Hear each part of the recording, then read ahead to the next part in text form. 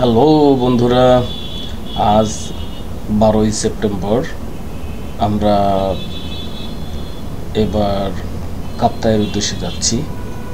আমরা এসি বাসে করে রওনা হচ্ছি। এটা সৌদিয়া এসি বাস। আমরা রাতে আসলে খুব বেশি একটা ভিডিও নেওয়া যাচ্ছে না, আমরা ঘুমিয়ে গিয়েছি এবং সকালে আমরা এখানে কাপ্তাই ধাবা এই রেস্টুরেন্টে এসে সকালে নাস্তা করেছি। যথারীতি আবারও বৃষ্টি। বলো তোমার এই যে আমরা যে কাপ্তাই ধাবা, এখানে যেটাতে ফেলাম, এটার নাম হচ্ছে কাপ্তাই ধাবা। এটার খাবার কেমন লাগছে এই বৃষ্টির দিনে? Thank you. আমরা গত রাতে যদিও আমাদের গাড়ি লেট করে ছেড়েছে বিভিন্ন সমস্যার কারণে, বাট এখানে আসার পরে যখন একটু রেস্ট নিয়ে খাবারটা খেলাম, অত্যন্ত তৃপ্তি সহকারে দেশীয় মাছ, বিশেষ করে এই কাপ্তাই লেকের মাছ দিয়েই আমরা খেয়েছি। খাবারটা অত্যন্ত সুস্বাদু ছিল, এক্সিলেন্ট। আমরা চমৎকারভাবে সবাই খাবারটা উপভোগ করেছি। Thank you. এই যে কাপ্তাই ধাবার খাবার যে খাইলে, এটা কেমন লাগছে? আসলে আমরা বিভিন্ন সময় আমরা ট্যুর করি। আজকে যে খাবারটা খেলাম অত্যন্ত প্রত্যেকটা খাবার মজা ছিল এবং প্রত্যেকটা খাবার সুস্বাদু ছিল। আর আমরা আসলে আজকে আমাদের আইটেমটা ছিল সব মাছ। আমরা আজকে মাংসের মধ্যে যাইনি, আমাদের প্রত্যেকটা মাছ এবং নদীর এইখান থেকে একদম টাটকা মাছ এখানে নিয়ে আসছে। আনার পরে আমাদের সামনে সে মাছগুলো ধৌত করছে, আমরা নিজে চোখে দেখেছি। মাছগুলো রান্না করছে, সে রান্নাও আমরা দেখেছি। প্রত্যেকটা মাছের যে স্বাদ আজকে আমরা নিতে পারছি, সেই জন্য আজকে আমরা নিজেদেরকে সৌভাগ্যবান মনে করছি। তো আপনারাও যারা আসলে কাপ্তাই আসবেন, কাপ্তাই ধাবাতে খাবেন। হ্যাঁ, অবশ্যই। এই রেস্টুরেন্ট আমি মনে করি এখানে অনেকগুলো রেস্টুরেন্ট আছে, কিন্তু তার চেয়ে যদি বেটার মনে হয় সবচেয়ে এটা হচ্ছে একটা বেটার রেস্টুরেন্ট। আমরা সবাই এখানে এসে খাবেন। Thank you. Thank you.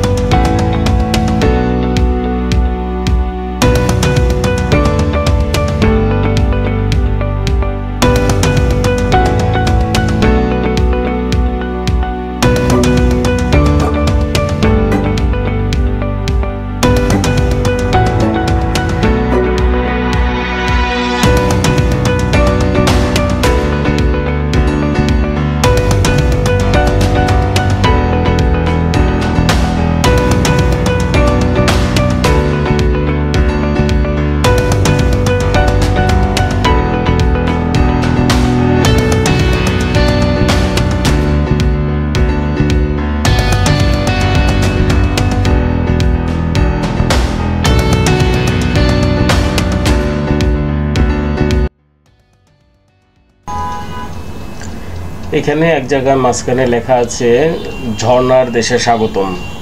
এটা দেখি খুবই ভালো লাগলো এবং লেখাগুলো অনেক সুন্দর। ঝর্ণার দেশে, অবশ্য আমরা এসে পড়েছি ঝর্ণার দেশে।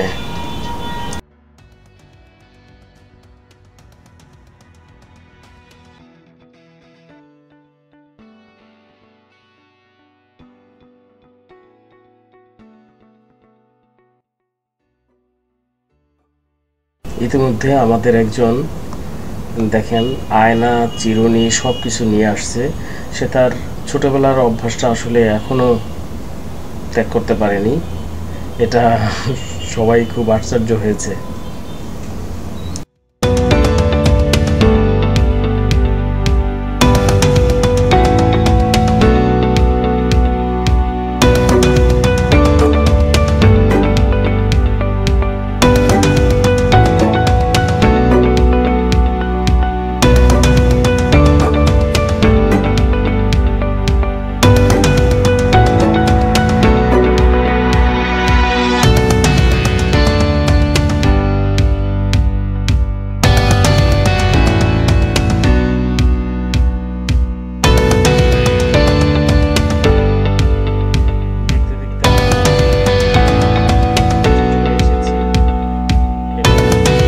আস্তে আস্তে আমাদের সন্ধ্যা হয়ে গেছে, তাই আমরা এখানে নামাজ আদায় করে ইতিমধ্যে ক্যামেরার ব্যাটারিও শেষ, তাই অফ করে রাখলাম।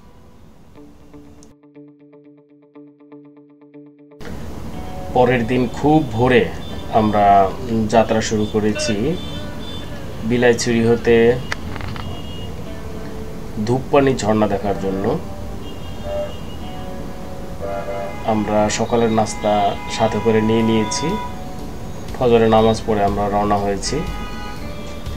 এবং এই যাত্রাও আরও একটা আর্মি চেকপোস্ট আছে, তারপরে আমাদের যেতে হবে। একটা না, এখানে 2টা আর্মি চেকপোস্ট আছে। আমরা আর্মি চেকপোস্টগুলো অতিক্রম করে ওখানে গিয়ে যতদূর শুনেছি এই নৌকাটা ছেড়ে অন্য একটা ছোট নৌকায় উঠতে হবে। সেই নৌকাতে কিছু দূর গিয়ে তারপরে 2 ঘন্টা হাঁটতে হবে। এটা আমরা এতক্ষণ পর্যন্ত জেনেছি এবং সামনে দেখা যাক কি হয়। আমরা সবাই খুব এনজয় করতেছি এই জার্নিটা, এবং যে কারো এই জার্নিটা যদি নৌপথে কেউ এনজয় করতে চান, খুবই সুন্দর, খুবই সুন্দর।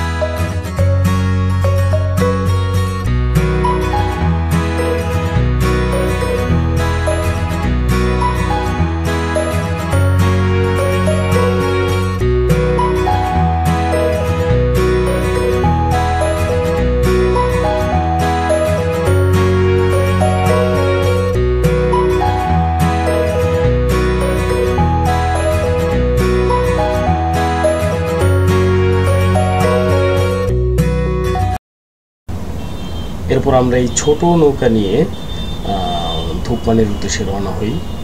নৌকা নিয়ে এই ছোট নৌকায় জার্নি করা খুবই বিপজ্জনক, যে কোনো সময় ডুবে যেতে পারে। এত ছোট কালকে থেকে শুরু করছেন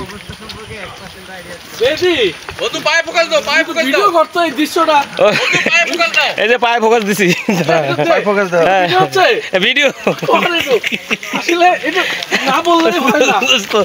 দোস্ত এবার বলো তোমার কেমন লাগতেছে এই কাদা আমার হলো ওটি আসলে ওটি হারিয়ে ফেলাইছে না বললে হয় না আমার নিজের কাছে নিজের কিরকম মনে হচ্ছে মনে হচ্ছে আমি একা না সবাই আছে আমাদের দলে আমাদের গাইড করি হ্যাঁ চলুন চলুন চলুন সামনে গেল এও কি সম্ভব পৃথিবীতে এই বাবুর কাছে কেমন লাগতেছে একটু জিজ্ঞেস করি ইয়া আল্লাহ বাবু তুমি আসছে এই বাবু তো বাবু তোমার কেমন লাগতেছে কাদার মধ্যে নামতে ইচ্ছে করতেছে হ্যাঁ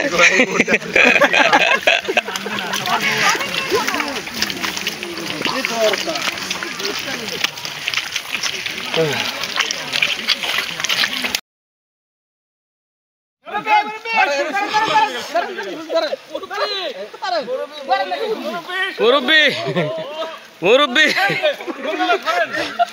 মুরব্বি মুরব্বি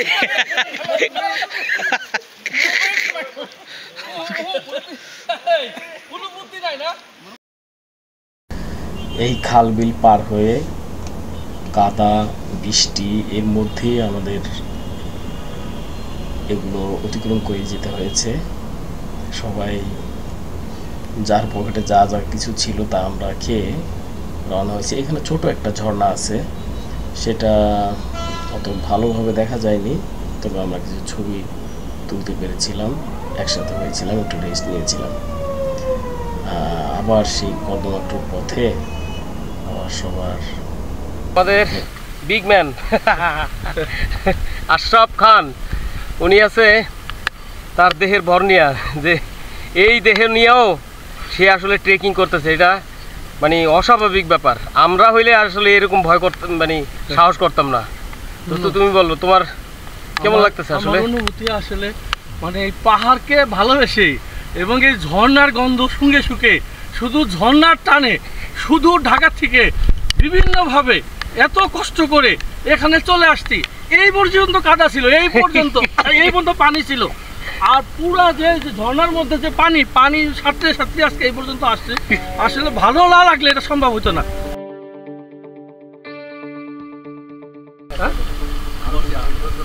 আচ্ছা আমরা এখন এই যে বাবু তোমার নাম কি? বর্ষা। এগুলো কি আনছো তুমি? লেবুর শরবত। বা থ্যাংক ইউ, এটা আমাদের জন্য নিয়ে আসছো না? হ্যাঁ আমরা খেতে পারবো তো, তাই না? এই ভালো পানি ঝর্ণা, আচ্ছা ভালো জায়গা থেকে আনছো পানি না?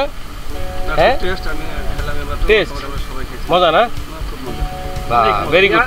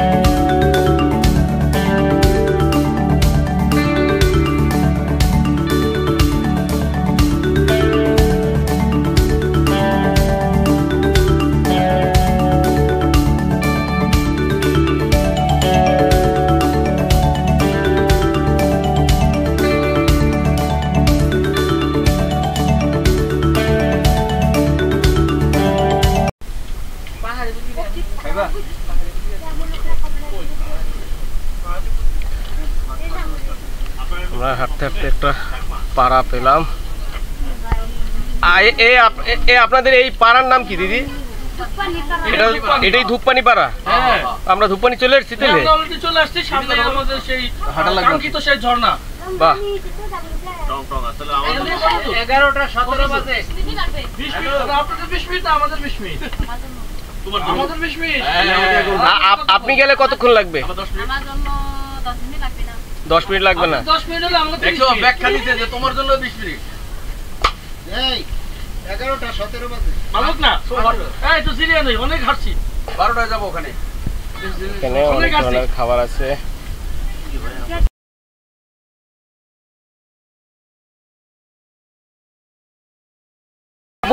আপু আপনাকে আপনাকে খুব সাহসী মনে হচ্ছে যে আপনি আপনার মেয়েকে নিয়ে চলে আসছেন। আমি ভিডিও করছি কিন্তু।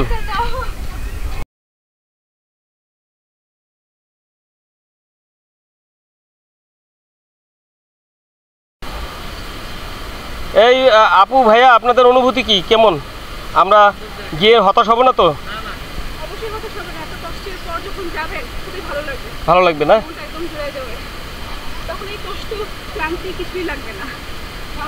যাই হোক আপনাদেরকেও আমরা ভিডিওতে নিয়ে নিলাম একটু।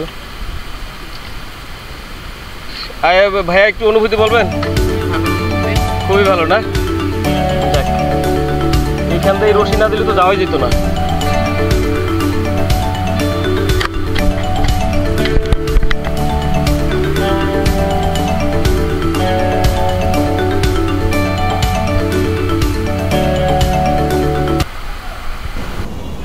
যা হোক আমাদের আরেকজন কিন্তু আরও একবার সে পড়ে গেল, পিছলে পড়ে গেল।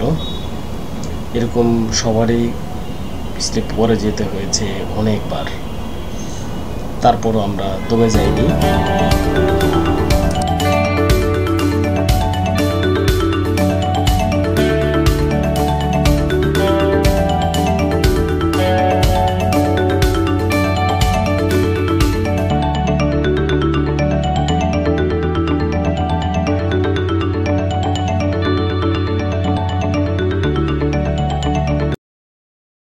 এবার একটু ধূপপানি ঝর্ণা সম্পর্কে বলি। ধূপপানি ঝর্ণা বাংলাদেশের রাঙ্গামাটি জেলার বিলাইছড়ি উপজেলার একটি ঝর্ণা, যা ভারুয়া ইউনিয়নের ওরাছড়ি নামক স্থানে অবস্থিত। স্থানীয়রা ধূপপানি ঝর্ণা নামেও ডেকে থাকে। স্থানীয় শব্দে ধূপ অর্থ সাদা আর পানি যুক্ত করে এটিকে সাদা পানি ঝর্ণাও বলা হয়। এর উচ্চতা 46 মিটার বা 150 ফুট।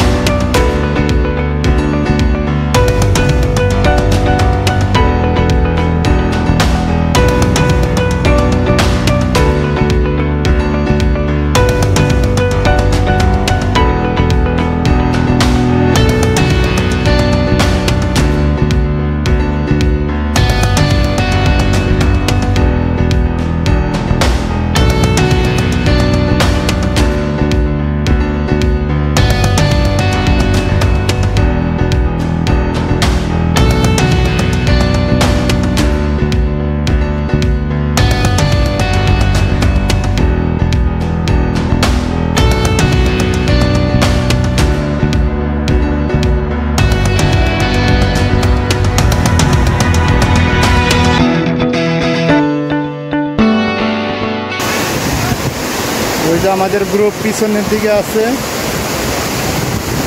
এই যে নীল ঘুড়ির দল।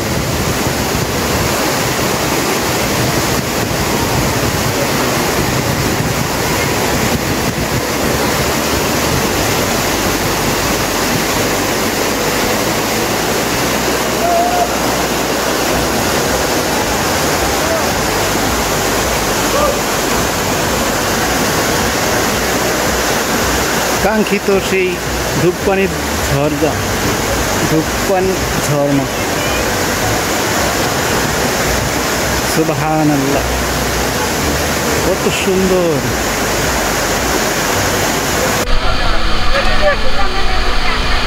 ওই তো মিজান কাজের কাজ করছে।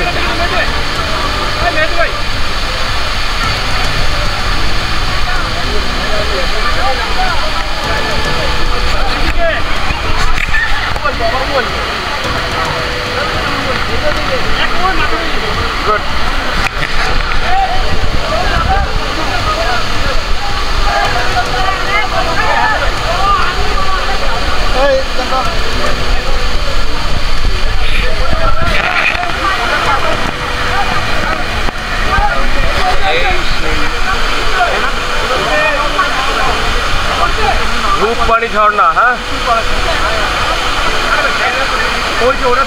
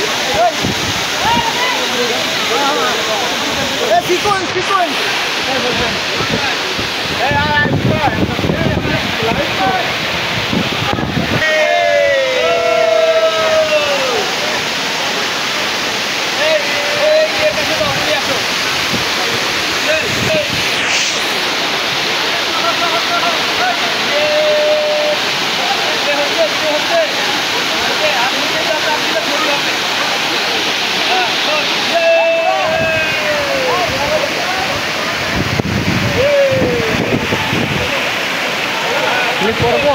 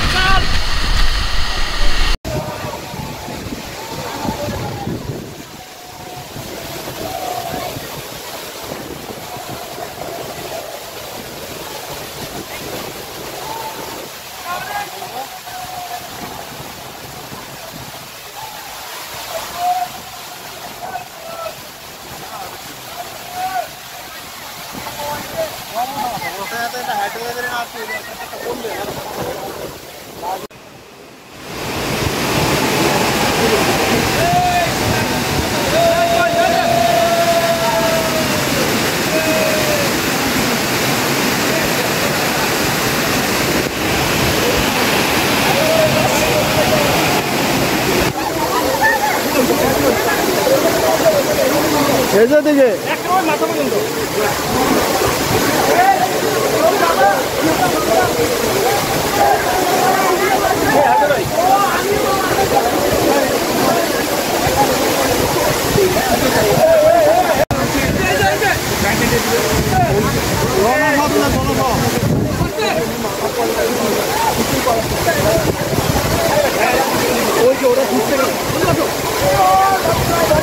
আমার তো নষ্ট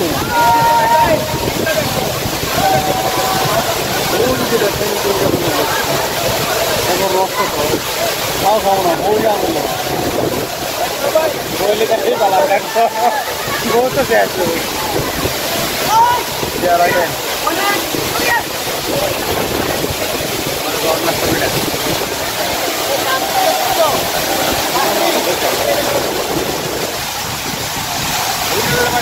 হোয়াটসঅ্যাপ থেকে ভালো মনে হবে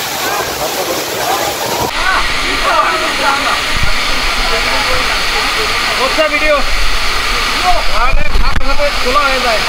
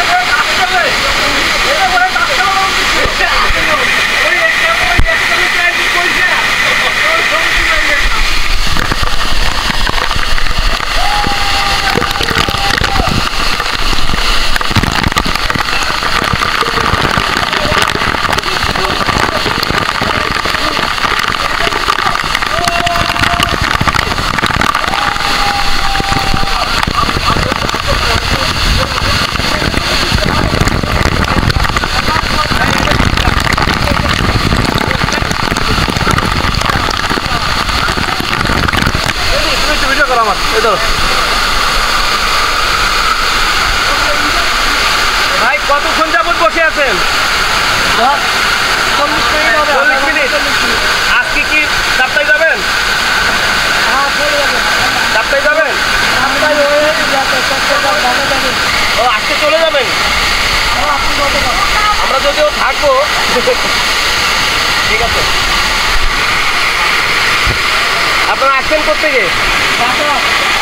আচ্ছা, আমরাও ঢাকা থেকে আসছি।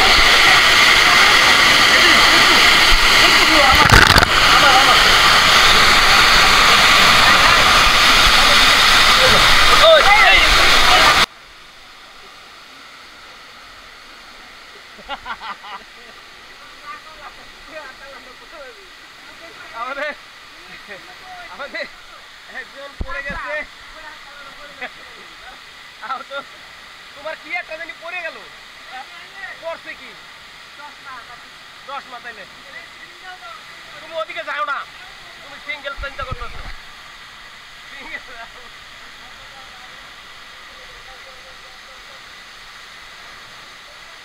ওটা কে নিয়ে আইগা তোরা একটু ধর।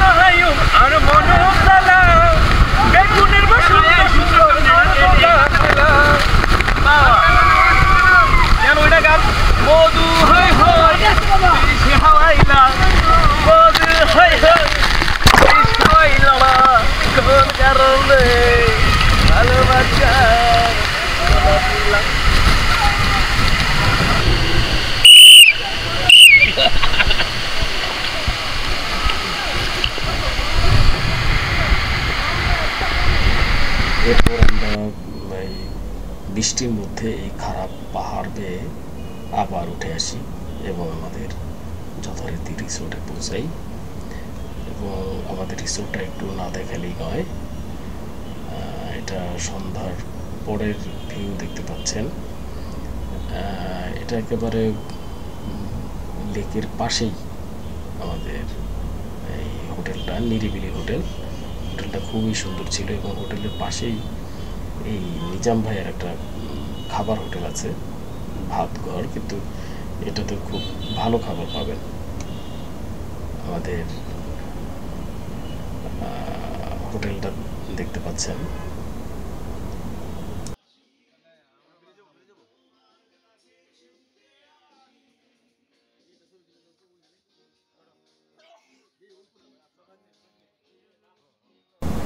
নিরিবিলি হোটেল, এটা আবাসিক হোটেল এবং উনি সঞ্জয় দা এটার ওনার, এবং খুব পরিপাটি করে এটা করেছেন।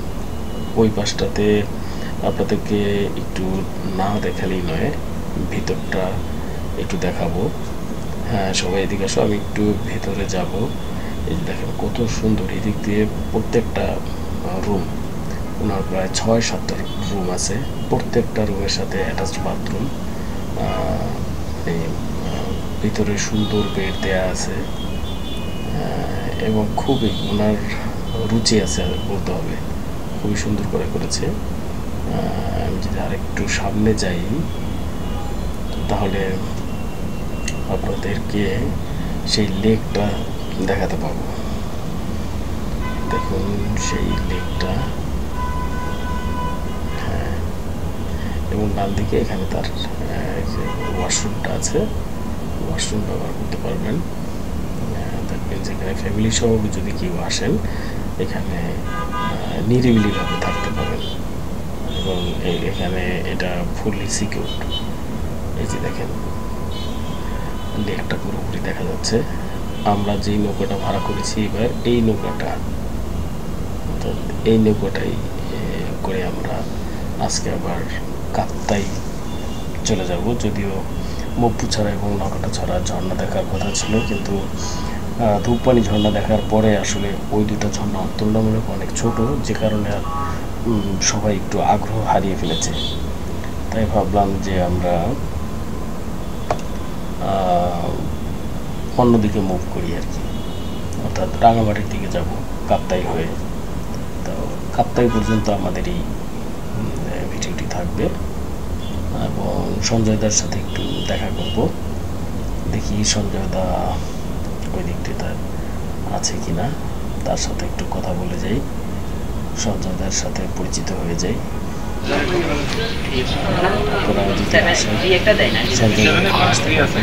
এবং জায়গাটা খুবই ভালো,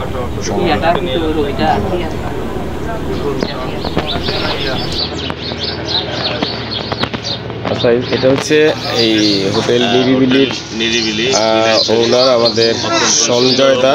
পরিবেশ।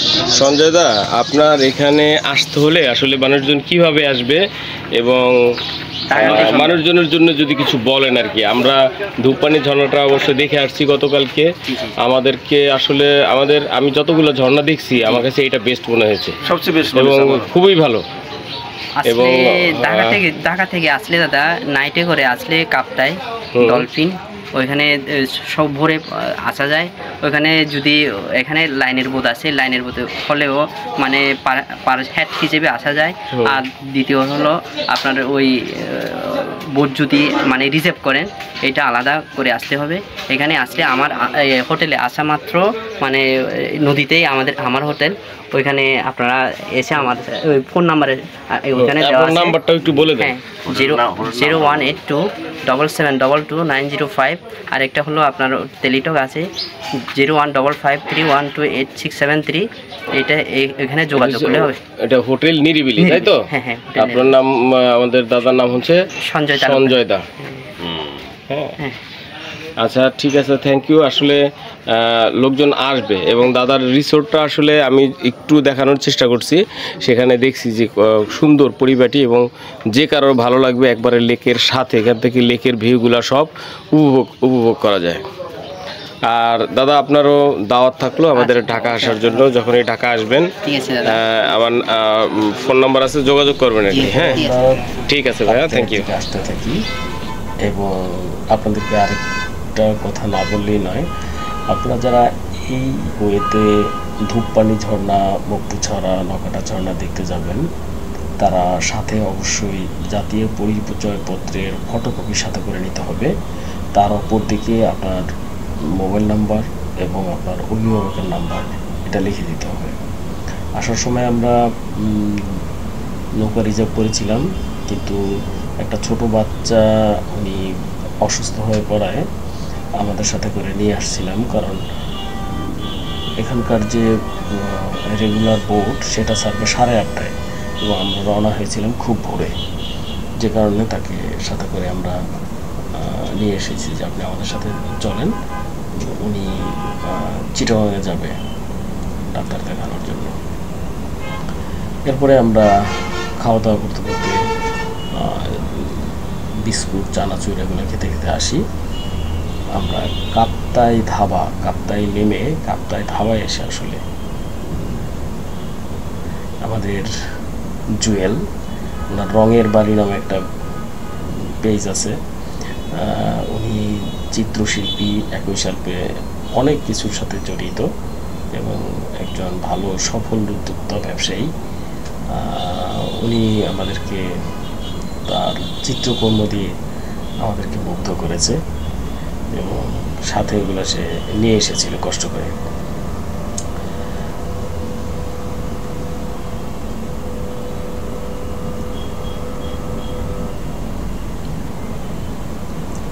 যাই হোক, আমাদের ভিডিওটা শেষ করতে হবে। আমরা চলে এসেছি কাপ্তাইয়ের কাছাকাছি এবং যেতে যেতে আমরা বেশ কিছু ছবি তুলেছি, গল্প করেছি, যে যার মতো করে রিল্যাক্সে সময় কাটিয়েছি। প্রায় 2 ঘন্টার মতো সময় লাগে।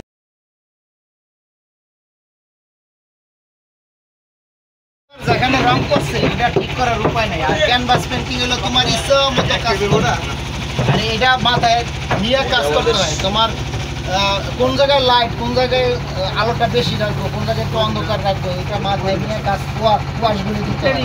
না, ওয়াশগুলি দিতে হয় দূরের কালারের রঙের পার্সপেক্টিভ।